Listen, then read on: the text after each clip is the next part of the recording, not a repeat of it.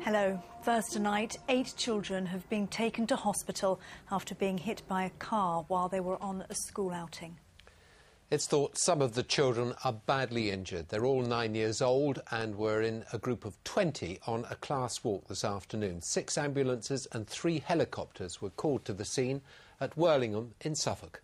Kevin Birch is there now. Stuart, I think if we're looking for a crumb of comfort tonight, it's that this actually could have been far worse, as it was some incredibly distressing scenes. The children were walking past the church behind me here. They were on an outing from the school just around the corner of the middle school. They'd started there in September, and this walk was to help them get used to their new surroundings. Now, they were walking past the church when they were struck from behind by the blue Nissan, which is behind me, which had gone up onto the pavement. Now, the road here was busy at the time. This accident happened at 1:45. There was a funeral due to take place at 2 o'clock at the church. That, coincidentally, was for the victim of another road traffic accident. And as I say, it looks like the Nissan was trying to negotiate its way through. Now, eyewitnesses tell of some really dramatic scenes. At one point, the car was on top of one of the children, and mourners came out from the congregation from the funeral and actually lifted the car off the child. Someone said it was like watching something go through the undergrowth, just scything through. Now, in all, as you said, 8 children and 1 man who we understand wasn't connected to the school party, taken to hospital. 6 were taken to the Norfolk Norwich, 3 to the James Paget. Thankfully, the injuries aren't life-threatening. The worst we understand is a child who has both legs broken. 3 helicopters, the ambulances and the police. Huge scene of activity. Now, the head of the school is Mike Croft. A short time ago, he spoke to us. OK, a Year 5 class was being taken to Worlingham as part of a curriculum visit to get to know and understand their new school community. I understand that whilst near the church, a car ran into the back of the group, injuring some of the party. 8 children were taken to hospital for treatment. We immediately put our critical incident plan into use, providing staff and information for the emergency services and informed the local authority. We put ourselves at the disposal of the emergency teams, whilst at the same time ensuring every child was appropriately supported. Kevin, we've seen the police still working behind you. What's happening with the investigation now? Well, as you can say, Stuart, this has actually been going on for some hours now. The road is still blocked off, and these teams, painstaking work as they go through. They've been taking measurements and sightings, and also the Nissan, which obviously is still there, been checking that over and underneath to try and get a picture of exactly what has happened here. But it certainly is a major investigation. I should also say that the driver of the car, she was a 40-year-old woman from the Lowestoft area. She has been arrested on suspicion of dangerous driving, and she is being questioned. From here at Worlingham, back to you in the studio. Kevin, thank you very much. This September is expected to be the driest for 6 years. Our region has been one of the hardest hit by the recent spell of dry weather. Many areas haven't seen heavy rain for months, and for some, that's causing problems. Cracked and parched. At the RSPB's Minsmere Reserve on the Suffolk coast, there's been no significant rain for nearly 4 months. One of the artificial ponds or scrapes, which would normally look like this, has become a dust bowl. The birds forced to move to other parts of the reserve. We haven't had any appreciable rain at Minsmere since April or May. The problem we've had has been not enough rain to be able to move water around the wetland system as we would like. We've been able to keep parts of the scrape wet, but other parts, the East Scrape in particular, have just become very, very dry rather than nice soft squidgy mud. At Little Downham near Ely, this crop has been affected, the lack of water producing smaller potatoes. And other crops have been hit too. A lot of people are having a job to get sugar beet up on the heavier land because it's just so hard they can't get the harvester in, and people have drilled all-seed rape and that's dying off, chicken and dying off, and people are drilling the wheat and it just won't come. At reservoirs across the region, water levels are down. But the water companies say at this stage they're not too concerned. It's not having any effect on our water resources. Our boreholes are at fairly average levels. Our reservoirs are slightly down, but nothing to be concerned about.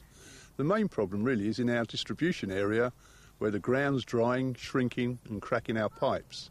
Now, normally we would dig down to get to the pipes. At the moment, we're having to use drills to actually drill through the hard soil.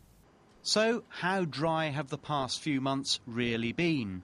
After July's very wet weather, it's been a very dry August and September. Parts of the region have only seen as little as 25, even 26 millimetres of rainfall. So very dry so far when you compare it to average of about 50, 55 millimetres of rainfall for September alone.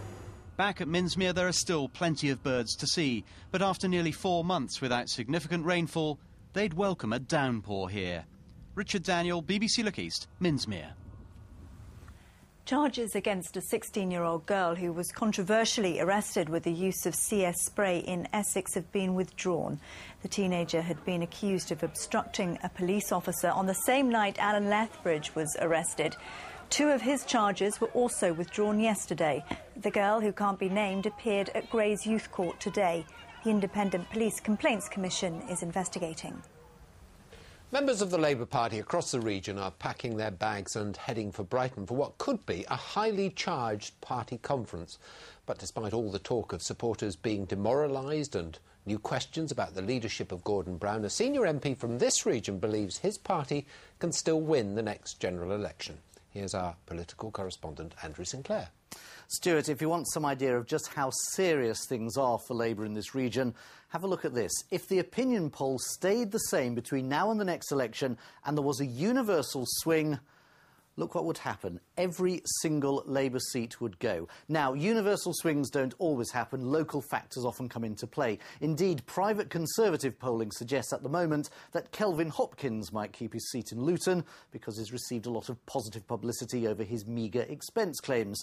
Charles Clarke may well hold on in Norwich South because the Greens and Lib Dems are targeting him and might cancel each other out. And Chris Mull might survive because of a strong personal vote. But even if that were to happen, things are still very grim for Labour. So is it all over? The local election results suggested so, with Labour wiped out in some places and in others reduced to just a handful of councillors. At the grassroots there is deep unhappiness.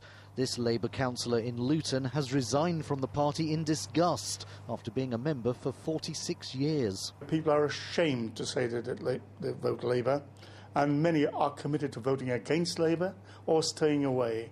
And that's the level of the alienation of ordinary working people. Our leadership is weak, uncertain, tactically unsure and lacks vision. And you'll remember on Wednesday, Charles Clarke renewed his call for Gordon Brown to stand down if Labour was to have any chance of winning. But not everyone is so glum. Step forward Bob Blizzard, MP for Waveney. A party whip, he keeps a low profile in the media, unlike his colleague. But behind the scenes, he is very close to MPs and party activists. He genuinely believes that Labour voters will return to the fold. I think the next election, the economy will be the key to it. And if, as we hope, we can emerge and recovery is on the way, then I think people will start to take a different view. I think they might think, well, actually, Gordon Brown's policies, yes, they worked. This is the positive theory that some in the party are still clinging to, that everything will improve just in time for the election. Like the Liberal Democrats, many in Labour believe that the Conservatives are not overly popular in the country. But as they pack their bags tonight, the mood among most activists is glum. They're looking to the Prime Minister to lift their spirits. And this really is Labour's last chance to find a way to reconnect with voters. No one in the party wants to see Labour hammered and back in opposition, but they all know time to find a way forward is running out. Stuart. Andrew, thank you. And the Politics Show will be live at the Labour Party conference in Brighton this Sunday. That's BBC One at 11 o'clock.